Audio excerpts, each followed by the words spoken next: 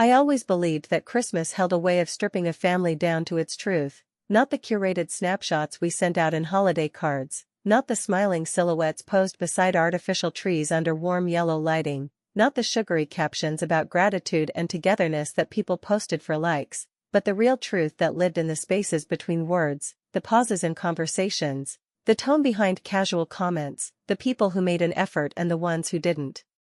For years, decades really, I held Christmas together with my own two hands, piecing the magic out of thin air for my children, Daniel and Claire, as if joy itself were something I could bake, stitch, wrap, and decorate into existence. My name is Margaret, I'm 57, and for 30 years I poured myself into motherhood with the kind of devotion that leaves little room for anything else. I made Christmas happen even when money was short, when my body ached from working double shifts, when I stayed up until sunrise sewing costumes for the school pageant or repairing ornaments that meant more to them than they ever meant to me. I was the one who stayed awake until 3 a.m. wrapping presents labeled from Santa, even when they were teenagers and I knew the illusion had long dissolved. I still did it because tradition mattered, because memories mattered, because family mattered. And I thought, truly thought, that I mattered too. But this December felt different from the moment it began. There was a strange quietness to the month, the kind that seeps into your bones before you even realize it's there. At first, I chalked it up to winter, to the icy mornings and long dark evenings, to the way the world seemed to slow down the closer we drew to the holiday. But there was more to it.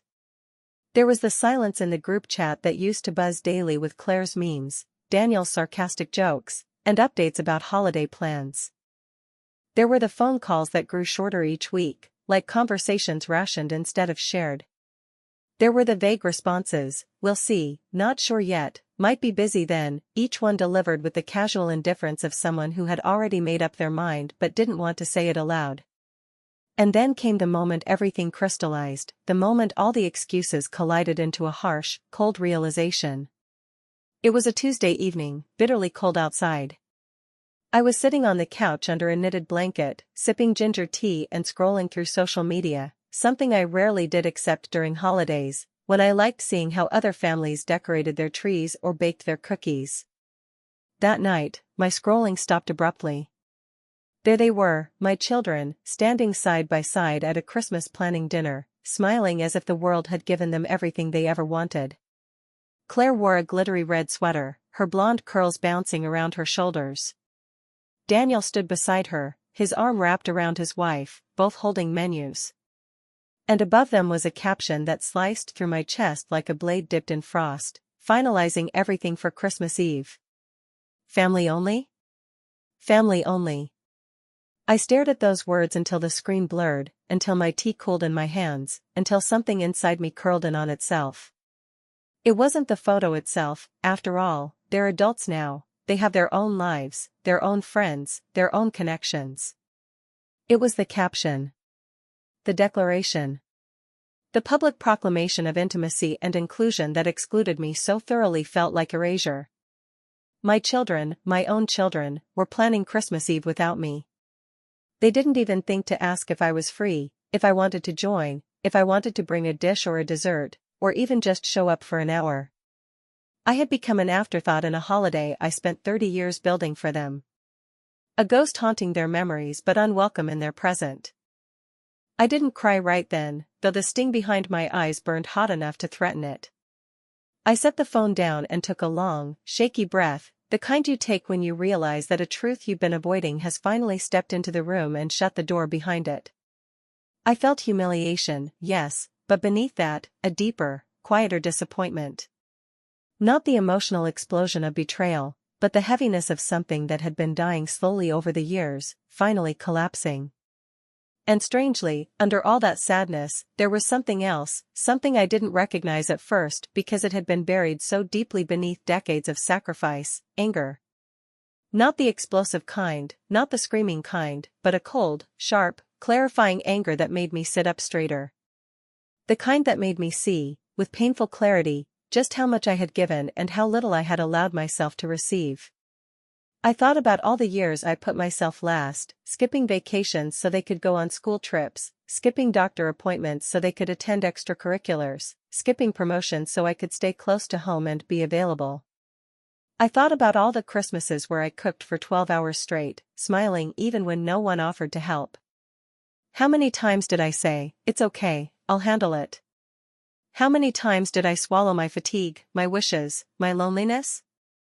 How many times did I tell myself that motherhood was supposed to feel like this? I realized then that I had trained my children, trained them, to believe that my presence was automatic, guaranteed, unconditional, something they didn't have to choose or concede or appreciate. Maybe it wasn't entirely their fault. Maybe somewhere along the way, I taught them to treat me like a fixture, a background piece of furniture that would always be there no matter how they treated it. But that didn't make the sting any softer. That night, I didn't message them. I didn't comment on the post. I didn't pick up the phone. Instead, something inside me shifted, a quiet but powerful click, like the final puzzle piece sliding perfectly into place.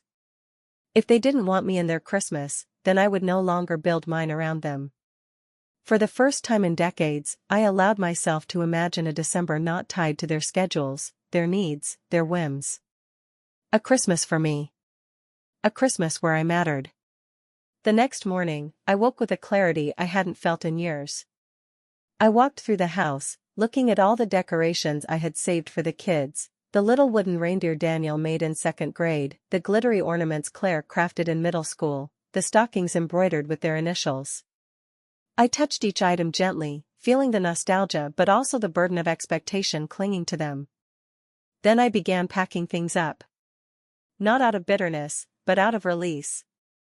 I cleared shelves, boxed ornaments, folded stockings, and set aside old wreaths. I donated decorations I no longer needed, giving them to families who might cherish them more than the people I originally saved them for. And as I cleaned, I felt something miraculous, lightness. I wasn't just clearing out holiday items, I was clearing out assumptions, disappointments, habits of self-erasure. It felt like reclaiming space inside my own life. That afternoon, my neighbor Carol knocked on my door, cheeks rosy from the cold. "Margaret," she beamed. "We're organizing a Christmas charity event this weekend. Would you like to join us? You'd be wonderful." For a moment, I almost said no out of instinct, out of the old habit of waiting to see whether my children needed me first. But then I remembered the post. The caption. The erasure. "Yes," I said, surprising both her and myself. "I'd love to." And yes lit something inside me. On Thursday, I signed up for a baking workshop at a local kitchen studio, a class I had always wanted to take but told myself I didn't have time for. On Friday, I walked into a boutique and bought myself an emerald green dress, elegant and soft, the kind I had never splurged on because Christmas money should go toward the kids. I was rediscovering parts of myself I had abandoned long ago: joy, desire, individuality. But the biggest shift came on Saturday morning.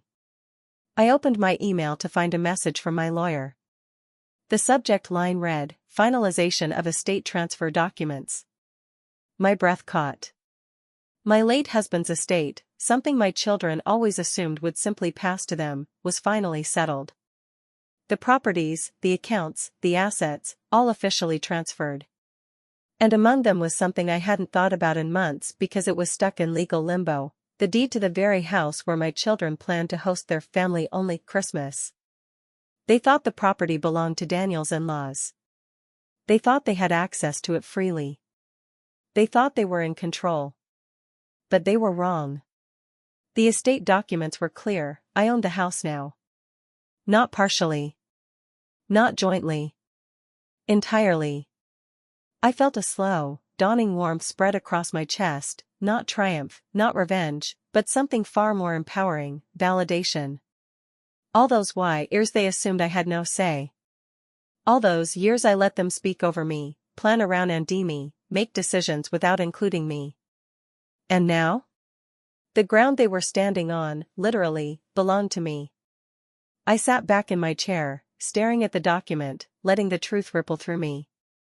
They didn't want me in their Christmas. They didn't need me. They thought I was optional. But they were about to learn something they had forgotten. I wasn't irrelevant. I wasn't invisible. I wasn't disposable. I was the foundation of the family they took for granted. And this Christmas, whether they liked it or not, they would finally feel what it meant to overlook the woman who built their entire world.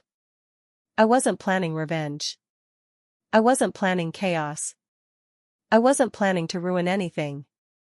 I was simply planning to reclaim myself. And in doing so, the truth would come out in ways they never expected. They thought I was out. They had no idea that I was, quietly, calmly, the one in control.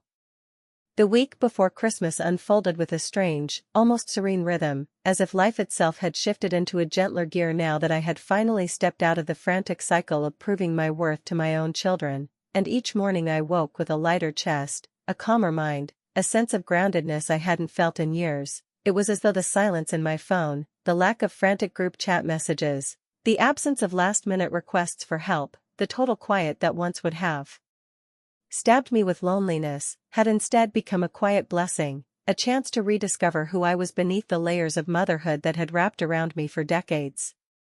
As my children continued preparing their family-only celebration in blissful ignorance, I found myself rediscovering small joys I had forgotten, waking slowly with the soft winter sunlight filtering through my curtains, baking with the church women who understood in ways words never had, the bittersweet ache of children who grew up and left not only your house, but your heart. The gentle hum of companionship filling the kitchen as we rolled dough and dusted cookies with powdered sugar while laughing about memories of holidays past. I decorated my home exactly the way I wanted, not with mismatched ornaments from their childhoods or traditions that exhausted me, but with soft, warm lights, elegant gold accents, and a pine wreath on the door that smelled like a fresh chapter. For Anki, the house felt like mine, not a museum dedicated to preserving who my children used to be. I even treated myself to a solo Christmas Day dinner reservation at the historic Riverside Inn, a place I had always admired from afar but never felt free to enjoy because Christmas had always belonged to my children's demands. But beneath my newfound peace, I could feel the shape of a plan forming, not born from anger or spite, but from truth, from the quiet clarity that comes when a woman finally recognizes her own value. My lawyer had informed me earlier that the estate transfer was finalized. The house where my children planned to host their glamorous Christmas Eve gathering belonged entirely to me, every brick and beam sitting under my legal authority. For months, the property had been tangled in paperwork, leaving everyone, including my children, unsure who held final ownership. They assumed it belonged to Daniel's in-laws. They assumed they had unrestricted access. They assumed I had no role, no voice, no agency. They assumed wrong. And they were about to feel the consequences of those assumptions. The turning point arrived on December 22nd, when I saw another one of their party posts online, a cheerful announcement about a 30-person celebration with catered food, festive decor, a photographer, and extended relatives I hadn't seen in years. They tagged the location, the property I now legally controlled, and wrote, "Can't wait to host the biggest family Christmas yet." Something about the post made me exhale, not in sadness but in certainty.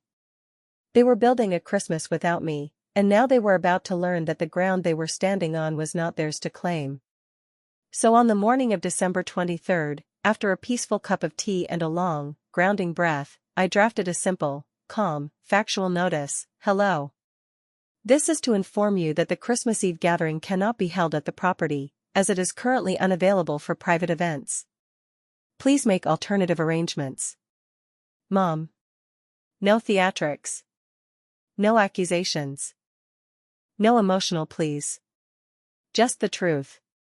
I pressed send, set my phone on the kitchen table, and waited, not out of drama, but because I knew exactly what would happen next. My ringtone pierced the quiet within 42 seconds. Daniel calling. I watched the phone buzz, my reflection faintly visible on the dark screen, and for the first time in my life, I let it ring. He called again. And again. The buzzing vibrated across the wood like a trapped, frantic insect. I let it go unanswered. Then Claire called. Then she texted, her panic spilling out in jagged sentences. What is this?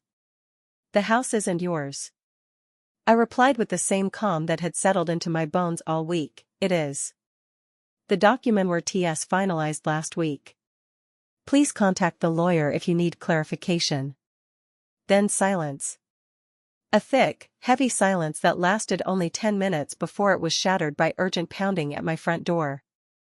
When I opened the door, I found both of them standing there, faces flushed with shock, frustration, and something else, fear. Real fear. The kind that comes when people who have always had control suddenly realize they don't. They pushed past me into the living room, their energy swirling like a storm around the quiet calm I had built inside myself. Why didn't you tell us? Daniel barked, disbelief layered with entitlement. I looked at him evenly. Why didn't you invite me to Christmas? The question floated between us like smoke. They exchanged a guilty glance, their expressions faltering. Claire stepped forward, her voice trembling as she said, "Mom, come on, we just thought you'd be busy. Or tired. Or something." Tired, I echoed softly. So tired that I didn't need to be included? That's not what we meant, Daniel muttered, rubbing his neck. You're overreacting. We were going to celebrate with you. Just, later. But everyone else is expecting the party. We need the house. Need. That word caught my attention. They didn't want me, they wanted the property. The audacity was breathtaking. After erasing me from their celebration, they suddenly believed I should offer them the very thing they felt entitled to. I felt something inside me steel, not from anger, but from dignity long overdue. No, I said simply. The property is not available. Their panic erupted instantly, spilling out in frantic questions and barely veiled accusations. Hotels were booked solid. Restaurants were closed to private events. Their friends' homes were too small. The community center required months of reservation. Every door they thought they had access to slammed shut at once. They paced the living room like caged animals, their voices rising as they scrambled for solutions that didn't exist. Claire finally stopped, turning to me with a trembling lower lip. Mom, please. Don't do this to us. I raised an eyebrow. To you? Her cheeks reddened. We messed up, okay? But you can't just ruin Christmas. I tilted my head slowly. Wasn't it already ruined for me? Silence. Thick and suffocating. They had no words because the truth was finally catching up to them. Their entire plan had depended on one assumption, that I would always say yes. But this time I hadn't. And for the first time in their comfortable adult lives, they were facing the weight of their own choices. They begged. They pleaded. They tried bargaining. They tried guilt. But nothing shook the calm certainty inside me. I had spent years shrinking my needs to make space for theirs. But not this year. When they stormed out of my house, slamming the door behind them, I didn't feel triumphant or satisfied. I felt balanced. Whole. Seen. Like a woman stepping back into her own skin after years of abandoning it. Christmas Eve arrived with a sense of clarity I hadn't known I needed. I curled my hair, put on my emerald green dress, the one that made me feel elegant and powerful, and slipped into a soft wool coat as snow began drifting gently outside. I left home for the charity gala the church had invited me to, the warm lights and soft music welcoming me like a long-lost friend. Meanwhile, somewhere across town, my children were scrambling desperately to salvage the party they assumed they controlled. But life has a way of revealing truths at the most unexpected times, and they had no idea how profoundly their world was about to shift. At the gala, I found myself surrounded by warmth, people greeting me with genuine smiles, music drifting through the air, tables decorated with evergreen branches and soft candles. I mingled, I laughed, I danced a little. For the first time in decades, Christmas Eve belonged entirely to me. But late in the evening, my phone buzzed again, this time with messages from distant relatives. Why did the kids say Christmas Eve is cancelled? Is everything all right? Are you okay, Margaret? I smiled gently at their concern and wrote back simply, yes. Everything is completely fine. And it truly was. Because while my children's carefully constructed Christmas collapsed, I found something far more valuable, myself. When I returned home just after midnight, wrapped in the peaceful glow of an evening well spent, I saw headlights cutting through the snow in my driveway, my children, waiting, their pride cracked open, their certainty shaken, their arrogance melted by the cold truth they had been forced to face. And though they didn't know it yet, the night was far from over. For this was the Christmas Eve where they would finally learn that the mother they overlooked, dismissed, and underestimated had always been the quiet foundation beneath their feet, and now that foundation had shifted, leaving them nowhere to stand except before the truth they created. And the most extraordinary part was this: I didn't need to do anything more. The truth itself was enough.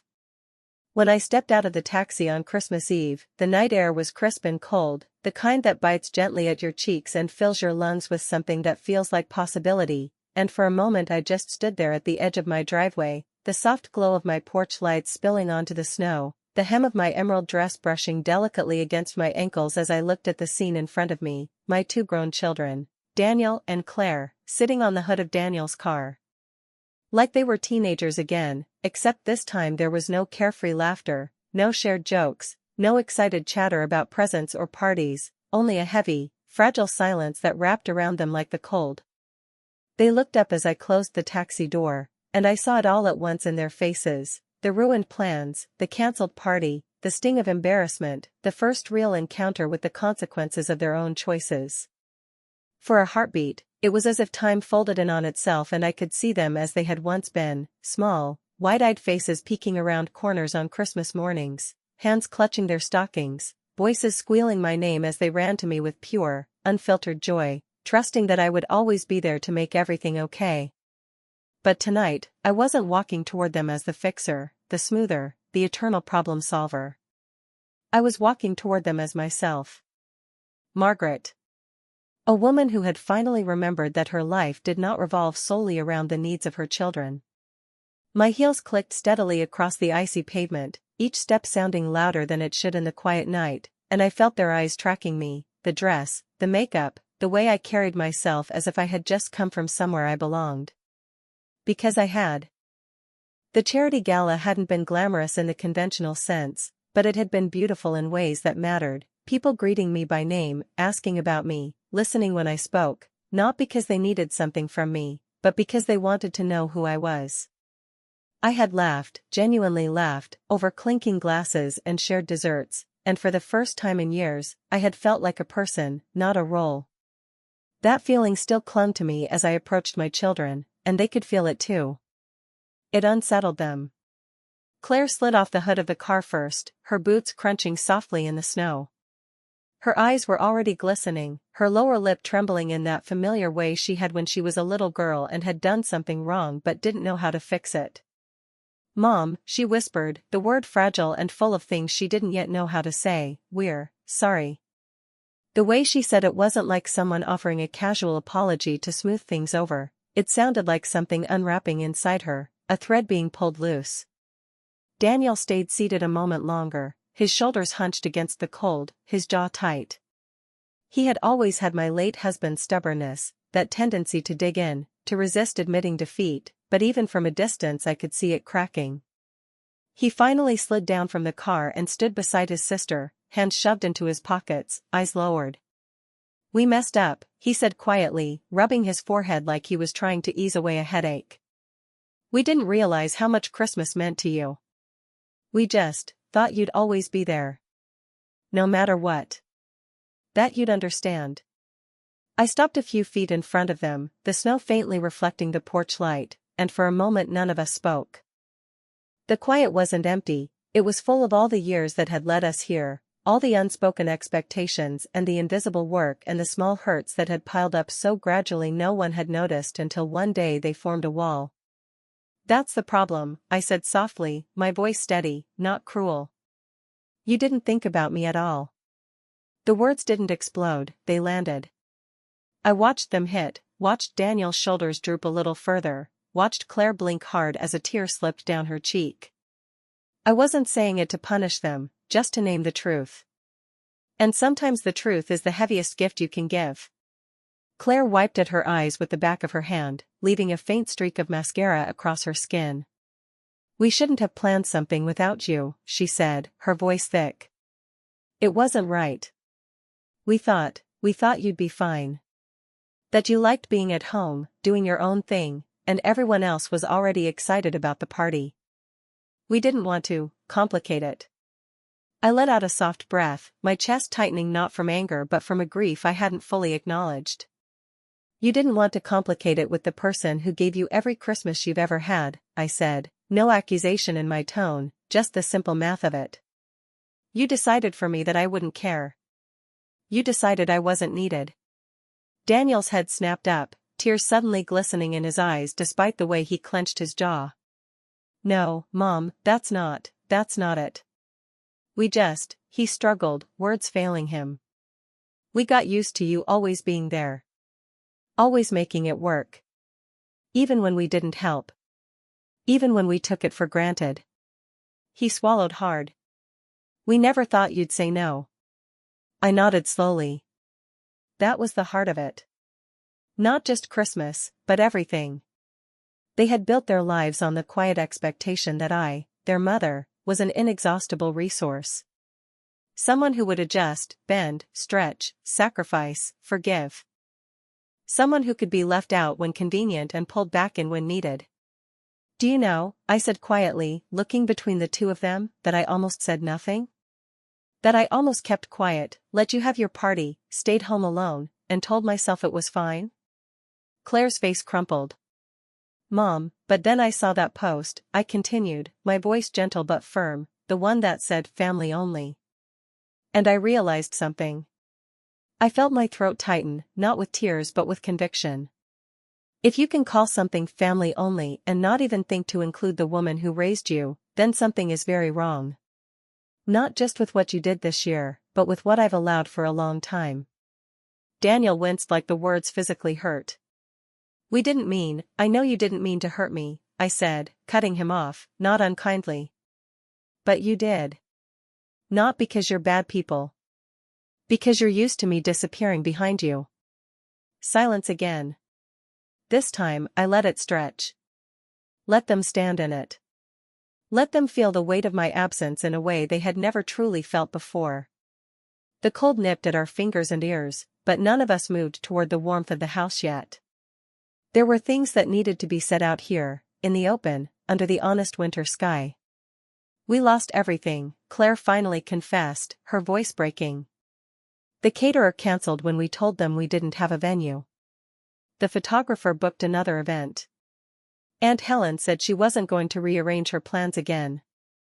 Everyone we invited just dropped off. No one wanted to host. So we told them it was cancelled. We told them it was a misunderstanding but," she shook her head, tears slipping freely now. "We ruined Christmas." "No," I replied quietly. "You ruined your version of Christmas. That's not the same thing." They both looked at me, confusion flickering across their faces. I gestured toward my dress, my styled hair, the soft shimmer of makeup I'd taken the time to apply with care instead of rushing through like I used to. "I had a beautiful Christmas Eve," I said. "I went to the gala. I laughed. I helped raise money for families who needed it. I danced a little. I ate food I didn't cook, on dishes I didn't have to scrub afterward. I talked to people who asked me about my life, my interests, my plans. Not as someone's mother. As me. I let that hang there. My Christmas," I repeated, "was beautiful." Claire's shoulders slumped as if the air had gone out of her. "We didn't have one," she whispered. "We just sat at home, checking our phones, hoping something would fix itself out of nowhere. It didn't." "That's usually what you've expected me to do, isn't it?" I asked gently. "Fix things quietly in the background?" Daniel flinched. "We're not proud of that," he said, his voice hoarse. "We just took it for granted. You always holding things together. We thought that was your role." "And what if I don't want that role anymore?" I asked. The question was simple, but it shook them. They had never considered that their mother could opt out. That the woman they thought of as permanent infrastructure might decide to step away from the job of emotional janitor and event planner and invisible backbone. Daniel opened his mouth and closed it again, speechless. Claire reached out, fingers trembling slightly. "What do you want then, Mom?" she asked, and the sincerity in her eyes was so raw it almost undid me. "We really don't know. You never talked about yourself. Not like this." That landed in my chest. I realized, with a strange mixture of sorrow and relief, that they were right. I had trained them to see me as an extension of their needs because I had always framed myself that way. How many times had I brushed off my own dreams? How often had I said, "Oh, it doesn't matter what I want," or "I'm just happy if you're happy." I had thought those were the words of a good mother. But standing there in the snow, I saw them clearly for what they also were, the scaffolding of my own invisibility. I said slowly, choosing each word with care, "to be included, not because you need something from me, but because you want me there. I want you to think of me as a person with feelings, not just as an automatic presence. I want you to ask, not assume. And I want you to respect that I have a life, too. Friends. Plans. Limits." I shrugged a little, a small, sad smile tugging at my mouth. "I want you to see me." Tears were openly streaming down Claire's face now. She nodded over and over, as if trying to physically agree with every part of me she had missed before. "We do see you," she insisted, her voice shaking. "Or at least, we're starting to." Tonight, when the party fell apart and everyone started asking what happened, I realized something. We built this whole Christmas on the idea of you not being there. And it was empty. Like a house without a foundation. It looked fine in pictures, but it couldn't stand. Daniel exhaled sharply, a broken sound. "When the lawyer confirmed the house was yours," he said, "I was angry at first. Not because it was wrong. But because it meant we weren't in charge.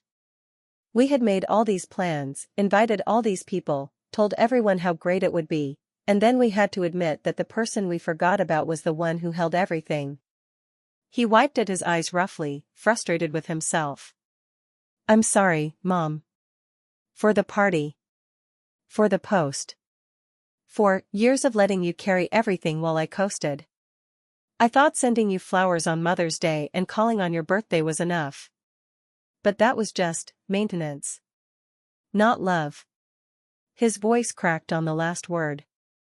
I felt my heart ache at that, because even though I had been so hurt, I never stopped loving them.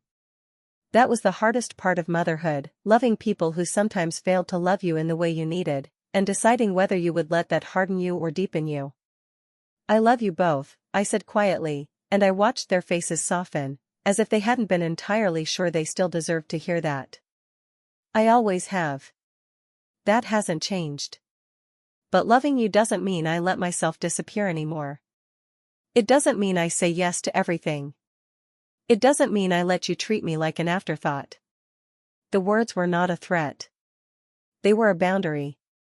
The kind I should have set years ago. The kind that protects love instead of suffocating under it.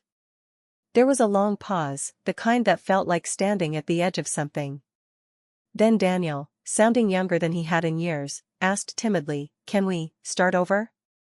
I considered that, really considered it, not from a place of guilt, not from the old reflex of saying yes just to keep the peace, but from the new place inside me that had formed over these past few weeks, the place that understood I had a choice.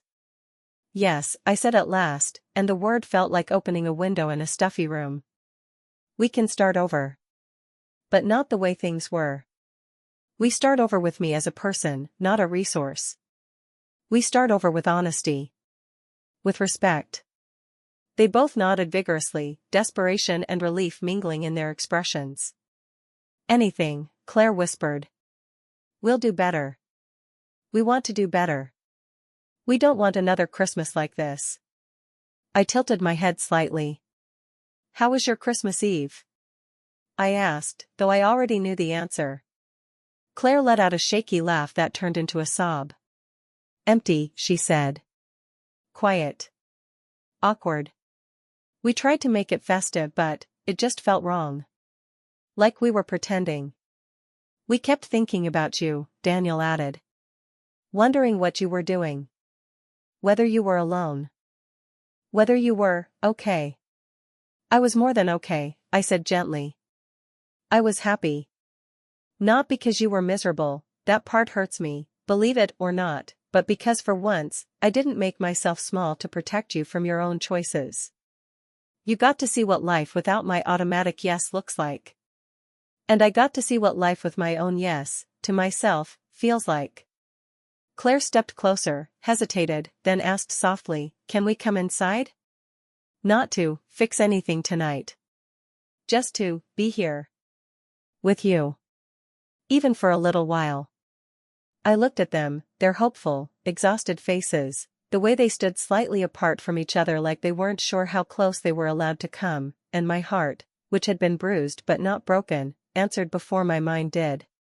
Yes, I said. You can come in. I walked past them toward the front door, feeling them fall into step behind me, not quite as confidently as they once did but with a new kind of humility. When I opened the door, the warmth of my little house spilled out into the night, soft golden light from the lamps, the faint scent of pine from the wreath, a cozy throw draped over the back of the couch.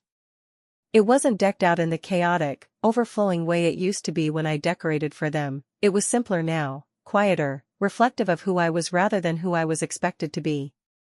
They stepped inside, glancing around like they were seeing it for the first time. It looks beautiful, Claire said softly. It looks like you. That made something in me loosen. Maybe they were starting to see. I hung up my coat, slipped off my heels, and padded into the kitchen to put on a pot of tea. While the kettle heated, Daniel and Claire settled awkwardly on the sofa, side by side but not touching, like they were afraid of breaking some invisible rule.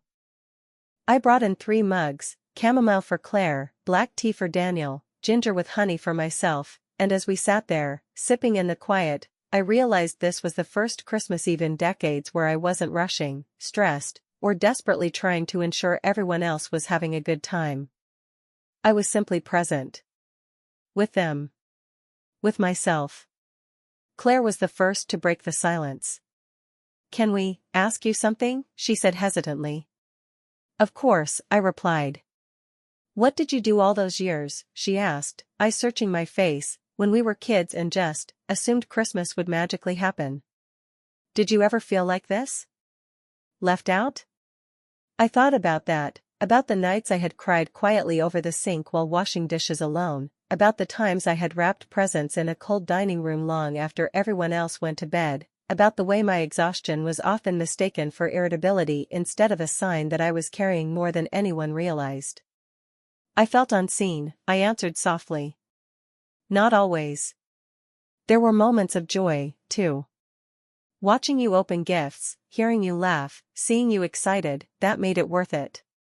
But I also felt taken for granted. Like the work I did didn't count because it wasn't happening in front of you. Daniel stared into his mug. We never asked how much time it took, he said. Or how much it cost. Or whether you even wanted to do it. We just expected it. I smiled sadly. I didn't ask you to, I said. But I also didn't teach you any different. I never said no. I never claimed credit. I never asked for help consistently. I thought love meant doing everything and saying nothing. But love without boundaries turns into resentment. On both sides. They absorbed that quietly. The clock ticked softly in the background. Snow tapped against the window. Somewhere in the distance, a wind chime jingled faintly. So what now? Claire finally asked. What does starting over look like? I leaned back, feeling the comfortable weight of the question. It looks like this, I said. Talking. Asking. Listening. It looks like you checking in before making big plans that involve family. It looks like inviting me because it matters to you that I'm there, not because you feel obligated.